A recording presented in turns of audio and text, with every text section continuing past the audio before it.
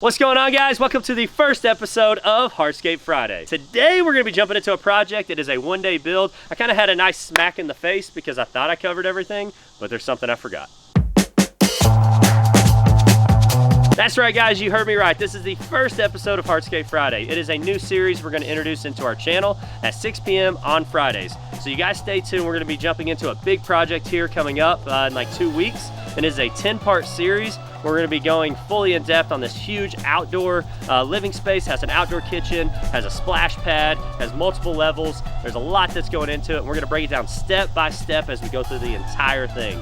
So guys, that's just a little bit of what you can look forward to, but every single Friday, whether it's a project reveal, a build, in-depth look, whatever it is, you can count on it. Friday, 6 p.m., hardscape related. We'll see you there. On today's project, it is a one-day build. So we went out, met with the customer, we went back and forth on some layouts. You know, once we started talking budget, that's when we decided it didn't really make sense to come in and do some stamped concrete, that we would extend the patio space, do broom finish, that way it would match the existing patio, and we didn't have to do an overlay on that patio as well.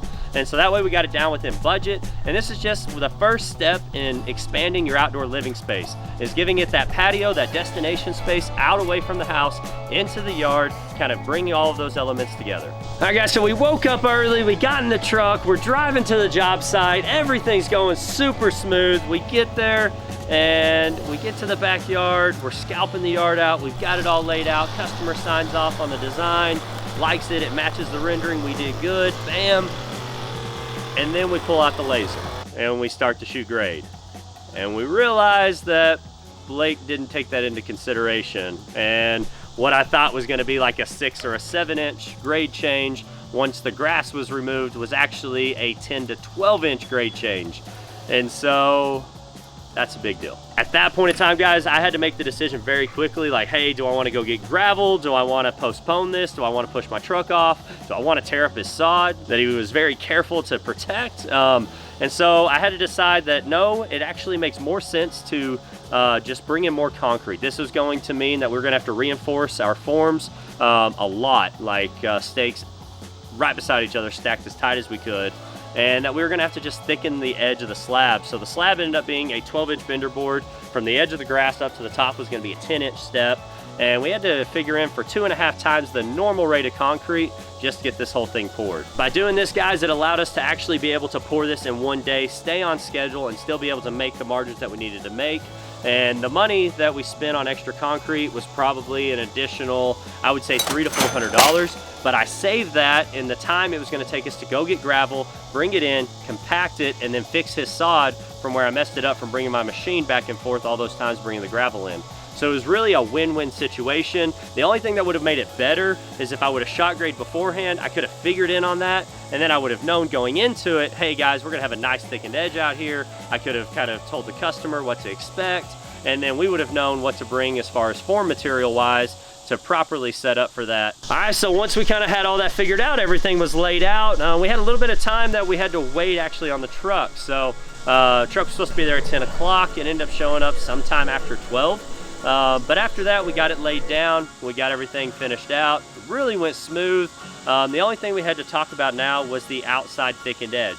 The customer decided to go with an upgrade and do like a skim coat veneer finish on that outside of that patio. And what we did is we used our Stonemaker's G2 mix, we did a skim coat on it, and then for the finish texture, we went with a limestone texture. The reason we chose this is because the fireplace on the inside of the house and the rockwork on the front of the house were both limestone. And we just thought that that white limestone finish on the outside of that slab would be a nice thing to just complement it, tie all those elements together, and just really make it look like it meshed well with the house. Guys, if you're looking to get into hardscape, I really want to encourage you, start somewhere small. Start on these, patios, these one-day in and out jobs. Broom finish is a great finish and technique to do for your first patios before you start trying to get into like stamped or carved work. But it's super simple. If you're interested in seeing more of this, be sure and leave a comment down below. And guys, I'd just like to know what you think about the changes that we made, on the fly decisions that we made. If you would have done something differently, what would you have done? I'm always wanting to learn as well. So be sure, leave a comment down below. But guys, most of all, thank you for taking the time and watching this. God bless.